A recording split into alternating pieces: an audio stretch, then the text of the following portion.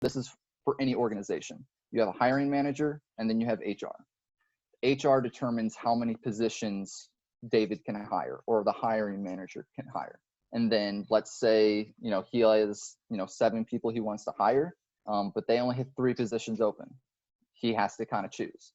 Or he has to wait for HR to give, sometimes from a monetary standpoint, they want to wait to bring on people so they can throw our salaries or income on the next calendar year, from a budget standpoint. So sometimes he may want to hire me, but he has to wait on HR. And that was the case. It took a while. I followed up with David about every 2 weeks, just to kind of figure out, what's the situation. He said that they would have a final answer for me by mid-January. So that would have been of 2020. And got to mid-January, haven't heard yet. I ended up starting the interview process with the Colts. Late January, David finally got back with me and gave me my offer letter. Said that I had 2 weeks to decide. My Colts interview was 3 weeks out, so I couldn't necessarily go through with the Colts interview for a possibility and a maybe, and just let the Pistons kind of slide by. So I ended up signing my offer letter, and that's honestly probably what saved me, because David actually sent me a contract that guaranteed me for 1 year. Whereas some people who they just did a verbal offer, yep, I'm good to go, yep, we want you. That's a verbal offer. You don't have anything in writing. So that's still not a guarantee. And for a lot of people, that's what happened during COVID. They had verbal offers, or they didn't accept an actual written offer, and a lot of teams rescinded. So that's kind of how I started. I got my story from a networking standpoint and from an interview standpoint, how I got to where I'm at. And from an interview standpoint, it doesn't matter what job you're interviewing for. If you know the hiring manager, if you know other people in the organization, if you know who's going to be hiring you, you need to be looking them up on LinkedIn, finding out more information on them. And when you're going into an interview process, they're interviewing you in a way, yes, but you need to be interviewing the company and the person that you're talking with just as much as they're interviewing you. And if you can flip the interview on them, it puts you at ease a little bit, because then they're talking the entire time and you're not. So that's just one of the tricks that I've always used. I'll be honest, I'm not always the most comfortable person in the world. So I apologize. I'm working from home right now. Got distractions. So that's just one of the tips that I have when it comes from an interview standpoint, trying to find out as much information on whoever you're interviewing with and the company as possible. Because if you know all about their backstory without them even knowing, they know that you're prepared and they know that you're serious about it. So I'm an open book. I'd like to kind of keep this really informal as much as possible. So you guys can ask me anything from working in sports, what it's like in COVID, work-life balance, interviewing, networking. So we'll kind of leave it up to Lucas if he wants to read some of those other stuff that you guys all sent in. Yeah, but before that, I want to make sure nobody else has any questions that came up about his story specifically.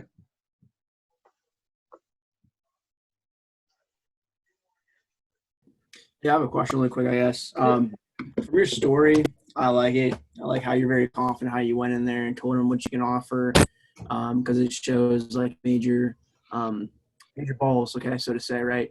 So you just go to someone like that and just say what you want and say how you're going to be a good asset to them. So with that being said, when you're making these network connections, how often do you circle back to them? Do you give it a few months? I know you're talking about you circle back to connecting with some, but how long did it actually typically take you to circle back and connect with them again? It really depends. You can't. For me, I've probably done 50 one-on-ones and networked with a bunch of different people in the industry. You're not going to build a really strong relationship with every single one. Sometimes, I've gotten on calls and I'll be honest, it seemed like they had better things to do with their time. Other times, they were just excited to talk to me as I was to them. So you really got to start figuring out, who are my opinion, I kind of stuck to about 10 people that I really tried to maintain. And a lot of it, I'm in a, very long relationship. I now have a fiance. So I can't just make the best decision for myself. We start working in sports, you can go anywhere really. Very rarely are you going to end up in a spot where you're close to home. So I have to, talk with her, what areas are you okay with? From a location standpoint, that lets me know what teams can I start networking with. So that's kind of how I kept it to about 10. And I just kind of followed up with them. I tried to make sure there was a reason, you don't like stalk their Instagram or anything, but you see them post something on LinkedIn, or maybe they may had a career change or they got a promotion. You reach out to them and say congrats. Really appreciate your time, from 2 months ago. Looking forward to connecting in the future again. Okay. Just always, yes, keeping, keeping Blake Sitch in their mind, every so often. So that way, they have some of their coworkers asking about, hey, do you know anyone who'd be good for this job role? You might be one of the names that kind of just pops into their head. Hey, reach out to this person on LinkedIn. I had a couple teams reach out to me on LinkedIn just because I had network connections with other people. The connections that I had in the organization weren't the decision makers, but other people, they talk to everybody in the organization. They say, hey, I know this kid named Andy, he might be a good guy to talk to. He's not saying that I'm going to get the job, but at least now he's putting my name out there and, they're going to reach out to me. So does that answer your question? Yeah, I did. Thank you. All right, anybody else?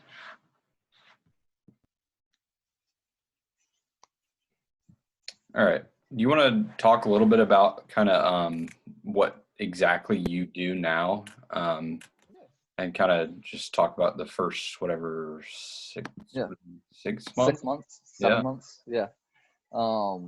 So I do ticket sales. So some teams you're very limited to what you can sell. Some teams you can only sell season tickets. Some teams you can sell everything. For me, I'm all encompassing. I can sell everything from sponsorships to groups to season tickets, mini plans. I sell concerts, everything. So typical day for me inside sales, I probably end up making 40 to 50 calls a day. Some teams will actually have you make 100 calls a day. I think if you're making 100 calls a day, you're probably getting a lot of voicemails. So my job is to drive revenue, sell tickets, whether it's B2B companies, trying to get companies who want to entertain clients. How can they use entertainment, or specifically basketball entertainment, as a way for them to drive revenue? Maybe they might treat one of their clients out to a Pistons game that is their own prospect, who's on the fence of making a deal with them, and maybe they use us and we get them a $20,000 deal. Or do they want to do employee entertainment, doing huge company outings? Those are typically, from a B2B standpoint, how people use us. Or do they want to use us for marketing purposes, from a sponsorship? Do they want to run ads on the Jumbotron? Do they want to have signs in the arena? From a B2C standpoint, just your general fans, how many games are they coming out to? If they're only coming out to 3 or 4 games, they're probably not going to be a season ticket holder. Once they start getting out to like 15, 20 games, you can start having that conversation. But a lot of it's just calling these people up and getting to know them, and not necessarily trying to pitch a specific product going into the call, but just getting to know them and trying to figure out what product would work best for them. So typical day, making 40 to 50 calls a day, probably sending quite a few emails, probably have a few meetings, all staff meetings. I have all staff meetings with Arn Tellum, the president of the organization. We do other meetings. They bring in speakers every now and then. We had Jim Harbaugh come in and speak. So that's, from a day-to-day standpoint, that's what it is. Inside sales, which is my current position, is essentially a year-long training camp to see if they want to promote you into a full-time account executive. So you have inside sales, which is like a developmental program. They use this so they don't make hiring mistakes for an account executive. So you have inside sales here. Then you have BD, which is season tickets, working with businesses, driving new revenue. Then you have groups, account executive of groups. I think it's self-explanatory. People of 10 or more, working with churches, schools, youth leagues, trying to get large gatherings out to games. Then you have member service. So member service is kind of, you're more making sure people are happy that they purchased the tickets. So you have a season ticket holder. Once I sell a season ticket, that goes to the service team. And then the service team, it's up to them to renew them year after year after year after year. And then we have a concert. Some teams, not all, have concert avenues that you can pursue. We have 3 different amphitheaters, so you can go on the concert team. So that's what inside sales is, and that's kind of what I do. Yeah. Any questions about that? And if you inside sales, one of 3 things happens. Either A, you're horrible, or you don't do your job and you're out of a job after a year and you're SOL.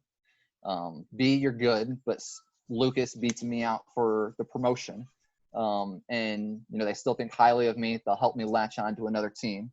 Or the one that you want is they love you and you're really good. And after a year, year and a half, they promote you to one of an account executive position. And that's when you have a lot more, your floor from a revenue standpoint that you're making is a lot higher, as opposed to inside sales. Inside sales, you're kind of scrapping for a lot of low hanging fruit. So.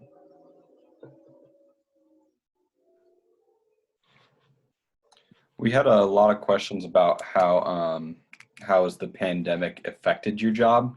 Yours is kind of an odd situation because you actually started. I mean, nothing different. Can you talk about that a little bit? So typically, from what I hear, from past people who've been through inside sales, you're probably going to be, you're taking the extra phone shifts. You're going to be the one staying late at games just because you're in inside sales. Once you get to account executive, you've kind of paid your dues.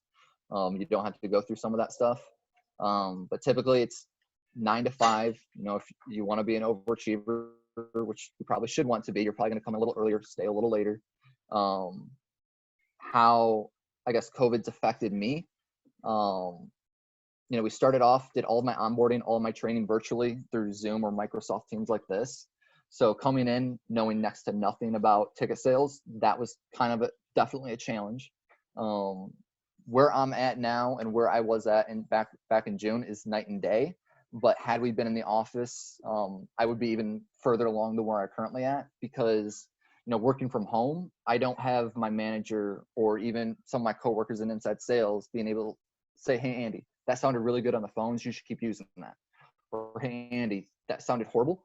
Stop using that. It's not working for you." So you don't necessarily know if you're creating good or bad habits when you're working remote. I've only been into the front office 3 times. One was to help for the election, to work the election. So, I have a desk with my name on it, but I've seen said desk once. So that's a challenge. Another challenge is, when you're starting off, your first job out of college, you want to get to know people in the organization. I mean, I have a roommate that works with the Pistons, but outside of him, you really don't get to know other people. So especially when you're talking about, business development groups or member service, they're the ones who are looking to promote me. I can't just go over to the groups department and just say hi and pick their brains, and get them to know me. That's a challenge. So it's one thing, be able to set up, one-on-ones like these with people in the organization, a couple times a month, but it would be a lot easier if I could just, say hi every morning or go out and get lunch with one of them, because Michigan's one of the most shut down states in the United States. So that's a struggle. I came in at the time last June, there were 20 inside sales reps. Just because we're not really generating a whole lot of revenue, they've let a lot of people go, and it's kind of dwindling down. And so we're now down to 7 inside sales reps from last June. 2 of them, I just give you guys an idea, like this is, you have to produce in this business. Last Friday or Thursday, that was when they made the most recent cuts in inside sales. They let 2 more people go. So now we're down to 7, and they let my manager go, David, who ended up getting me the job. So, initially, I'm like, this is the guy that just brought me here with the Pistons. He's the one who, I don't really know anyone else in the organization. Are they going to let me go now? Who knows Andy? That's kind of some of the scary stuff that kind of starts going through your head. And so now our vice president's kind of taking over inside sales. I kind of have to get to know him a little bit. From what I hear, David said nothing but great things about me, but now I have to, start developing more relationships with different people in the organization. So, I mean, that's just kind of, you talk about how COVID's affected me. If we were in the office and COVID wasn't going on, I don't think we're only at 7 inside sales reps, and I don't think my manager would have gotten fired. And it wasn't just inside sales that's gotten effective. Our marketing department has made cuts. Our PR department has made cuts. For me, I'm very fortunate because there are a lot of teams. The first thing that they cut is their entire inside sales staff because it's the biggest. We're the most expendable. The Pacers let go of their entire inside sales staff. The Suns did, the Knicks did, the Magic did, the Browns did. So, I'm talking to you guys right now, thinking I'm on top of the world, but tomorrow I could, the vice president could be letting me know that I'm gone. That's just because we're not driving revenue. So. Another question based off kind of staying on the subject of COVID. It's kind of a general question. So with the sports industry being so hard to get into today, what advice would you give? And I know you talked about this a little bit, but. A little bit. Network with people on LinkedIn as much as possible. I was able to do a lot of job shadowing before COVID hit, which helped. It's one thing to be able to do a virtual call like this with person as opposed to actually getting in front of them. So, let's say not necessarily let's say you're interested in marketing and you want to live in the Cleveland area. You look up the Cavs, you look up the Indians, look up on LinkedIn, Cleveland Indians, who's their marketing director, who's the manager of marketing. Start looking at their organizational structure. Don't just, you can reach out to them on LinkedIn, but also reach out to people in other departments because the marketing department works with the PR department. The PR department works with the sales department. If you can connect with someone in the PR department, just have a conversation with them, even if you're not even interested in PR. At the end of the interview, just thank them for the time. Hey, I also am really interested in marketing. Do you know of anyone that you could connect me with in the marketing department over at the Cavaliers? That's all you have to do. If you can't get a direct answer from the marketing and that's what you're interested in, connect with other people in the organization and they might be able to get you to the right person. Because when you get a referral from someone, that is way more powerful than just putting your application in. To put things into perspective, the inside sales role that I applied to, there were 800 applicants, and that's actually kind of low for a lot of teams. So I don't care how good your cover letter is, how good your resume is, it's really hard to stand out in a stack of about 800 other pieces of paper.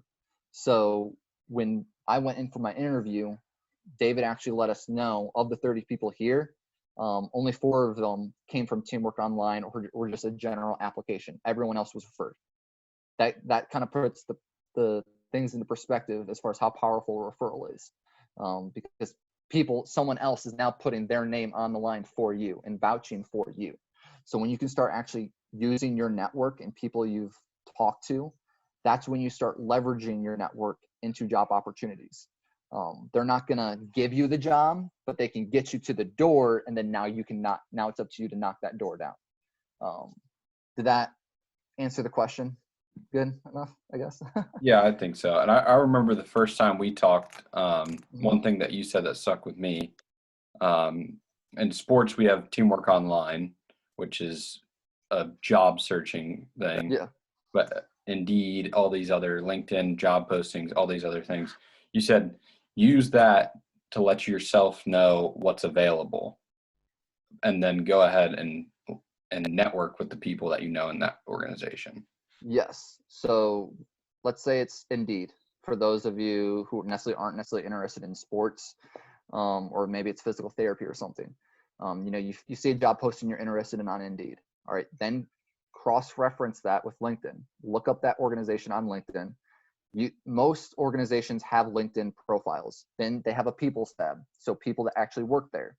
Maybe the head physical trainer at that organization is on LinkedIn. Well, now you can directly connect with that person.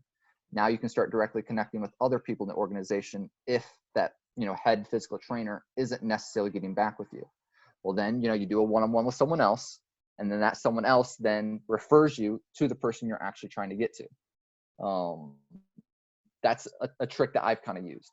When it comes to teamwork online, like Lucas said, I use that as a way, hey, these are the teams that are hiring. Well, do I want to work for any of those teams? That's the first thing I ask. Now I ask, do I know anyone at that organization? If the answer is no, I then go to LinkedIn. I start looking up people on there, and I try to connect with people. Don't just hit connect. When you hit connect, you can add a note. Always put a note when you send a LinkedIn request. It makes it a little more personal. It makes people a little more apt to accept it and give you the time of day.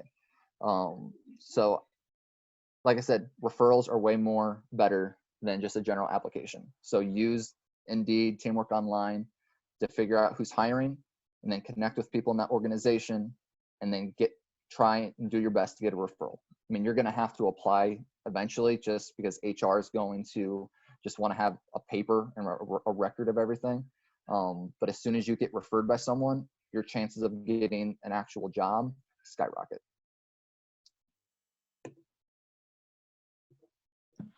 Great. That's awesome. That's definitely the one thing that stuck with me the most on our first talk. So I want to bring that up.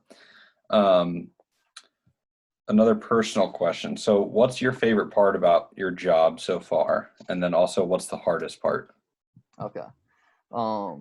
Favorite part. So I wasn't always this outgoing, willing to just chat with anybody. I turned into a type A personality, I would say. I kind of broke out of my shell. Getting through college, I was a bartender and a server. So for me, going up to 80 people during one of my shifts, introducing myself as their server or their bartender for the night, as opposed to, calling Lucas or whoever up and saying, hey, my name's Andy Myers. I'm going to be your personal contact and a resource with the Detroit Pistons. There's no real difference to me. And now I'm to the point where I was meeting so many cool and interesting people as a bartender that I'm just the same thing. I get to meet, every call is a chance to meet someone new. And I've only been at this for, 8 months now, but I've already built relationships with people over the phone that I'm probably going to have for a long time.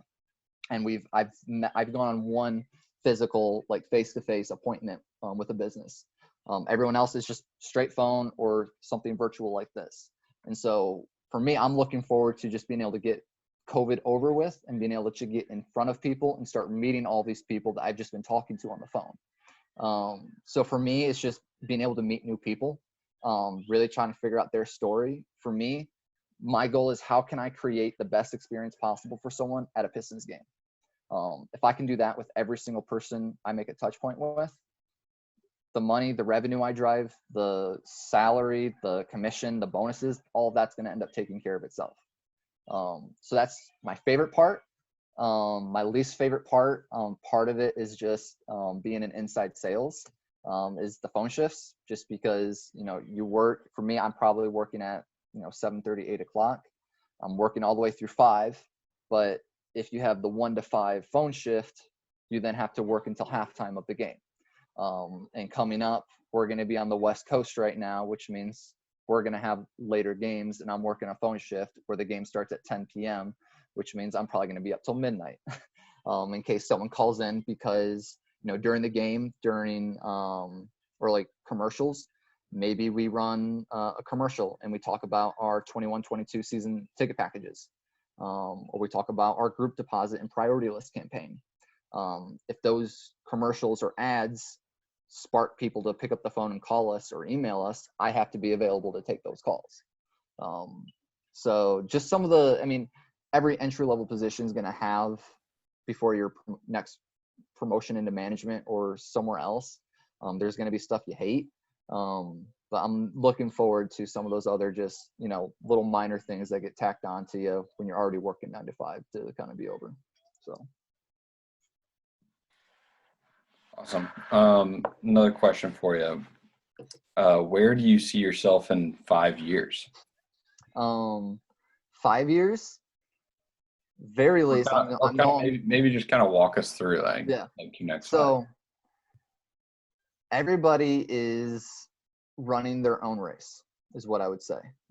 So if you're in inside sales or in my position 2 years, a year, 6 months from now, what I be in 5 years may not be what you be in 5 years.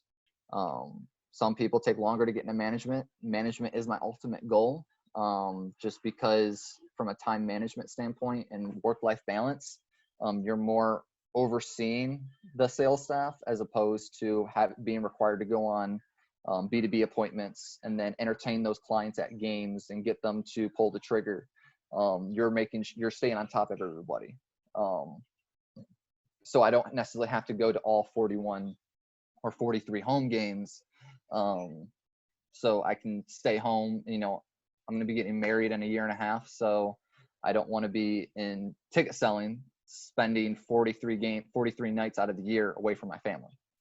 For me, that's kind of why I will not sell in baseball. It's in the summer and it's 81 home games instead of 43. So for me, baseball is completely off the table unless I'm in management and I don't necessarily have to be at every single game. I don't really want to sell in football, just because, there's only 10 home games, 2 preseason, 8 home games. That's not a whole lot of games that you can really sell and make commission off of. Whereas in hockey or basketball, I'll be honest, I'm not a hockey or basketball guy. I'm more of a baseball and football guy. There's kind of that happy medium. There's a lot of games that you can make commission off of, but it's not necessarily to the extreme of having 81 home games. And then additionally, with baseball and basketball, or baseball and football, those are my 2 favorite sports. If I'm working every single game, am I really going to enjoy the sport as much? Especially in football, when you're working in sports, you don't just get paid to watch what's going on. You don't get paid to go watch an NFL game or a basketball game.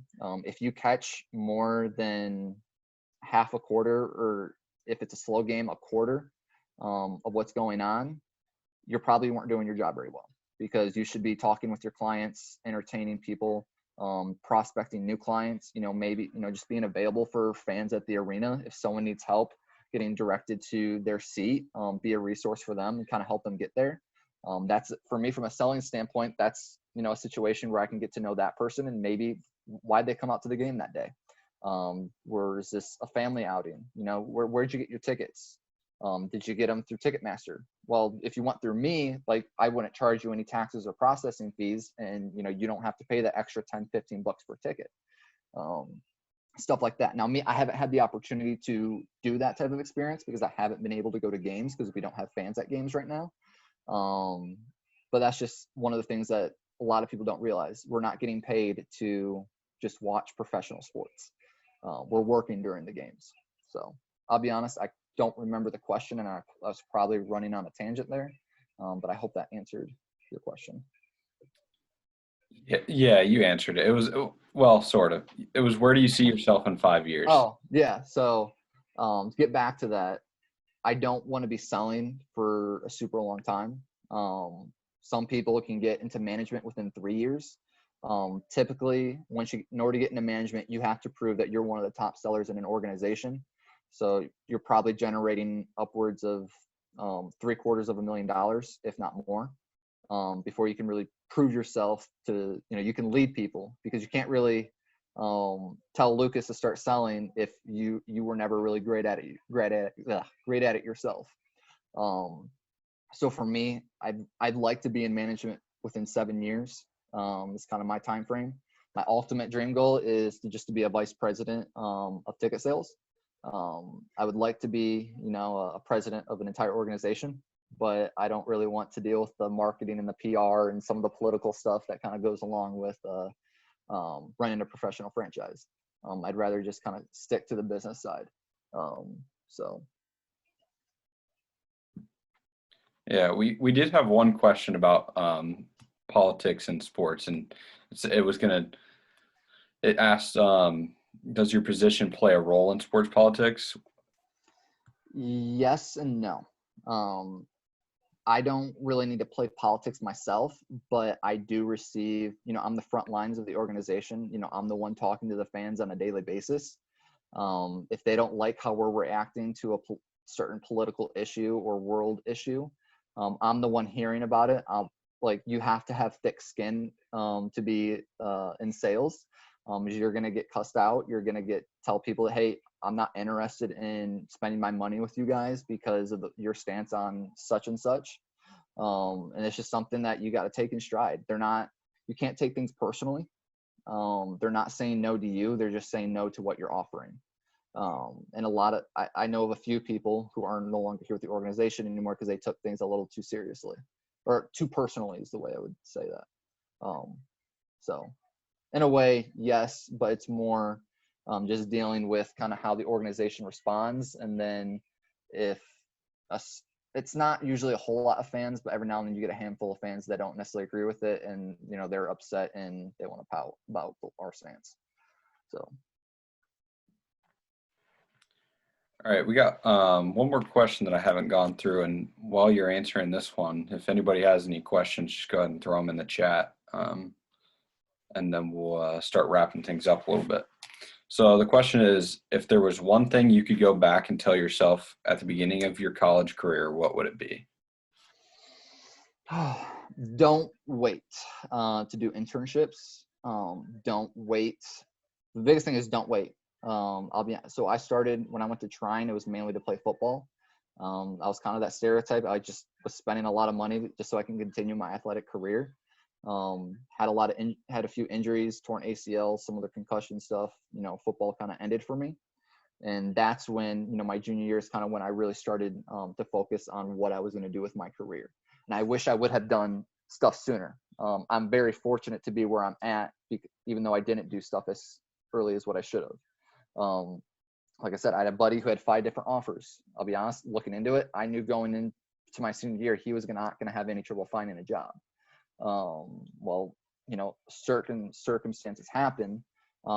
He didn't, because he was trying to play a game. But don't wait till your summer after your junior year, your last semester or your last summer before you graduate to do an internship.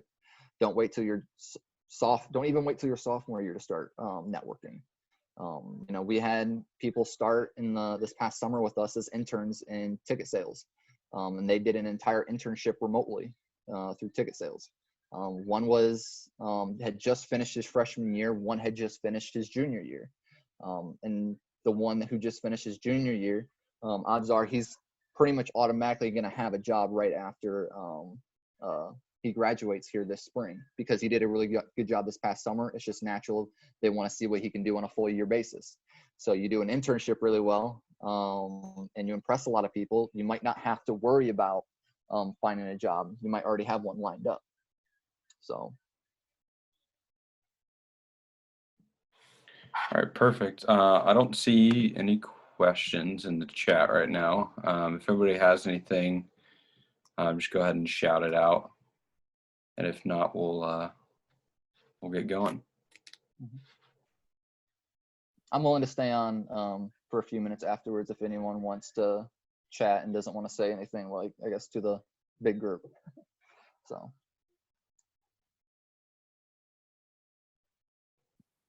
I guess one thing for me is I know you say you have many long nights. How do you keep the balance between work and life?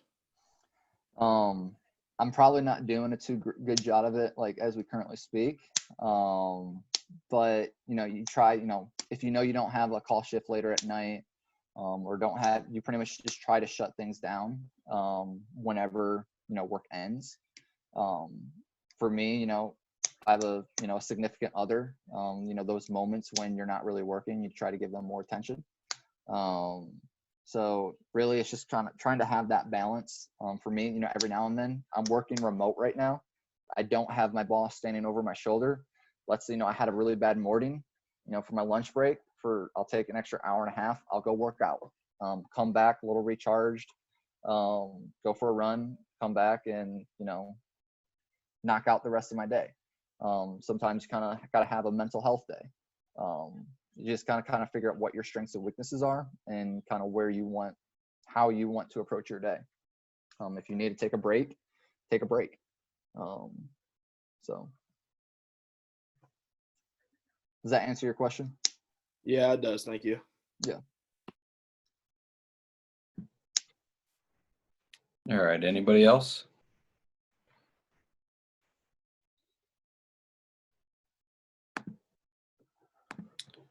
All right, if you don't have any questions, you can just kind of start logging off. And like you said, he's going to stick around. I'll stick around for any other questions that you may have. But thanks everyone for coming. If you need any proof or anything that you were here, I can send you the recording or take a screenshot and just send me an email. All right, so thanks.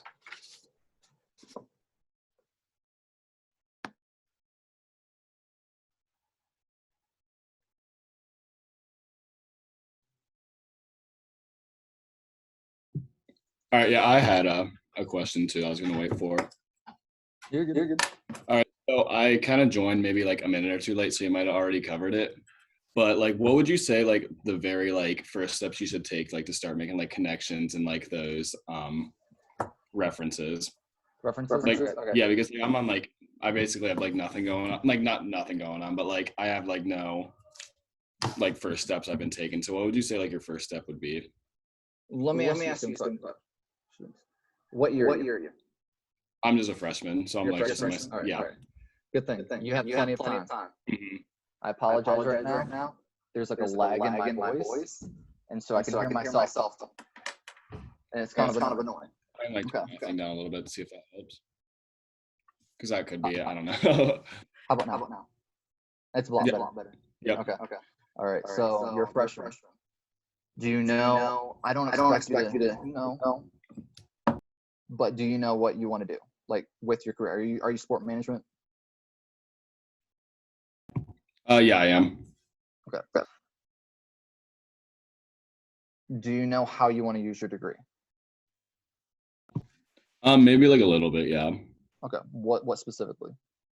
So I'm majoring in marketing and sports management. So I was like hoping like I could like make like connections and try doing like some sort of like marketing with like a sports organization. But like if the sports thing wouldn't work, I can always just like go back onto the marketing thing. But the main goal is like with some sort of organization. Yeah. Okay. Mute yourself so that way I don't hear myself talking. I apologize. So what I would do is, your first few semesters, you can try other stuff. Try marketing, see if it's something you like it. If it's not something you like, you're starting early. So, you do something in marketing your freshman year. All right. Maybe you do something in PR or communications your second year, or maybe even sales your second year. And then you try and figure out which one you like more, and you double down on that your senior year. So as far as from a marketing standpoint, what I would be doing is trying to look at, are you okay with moving anywhere? If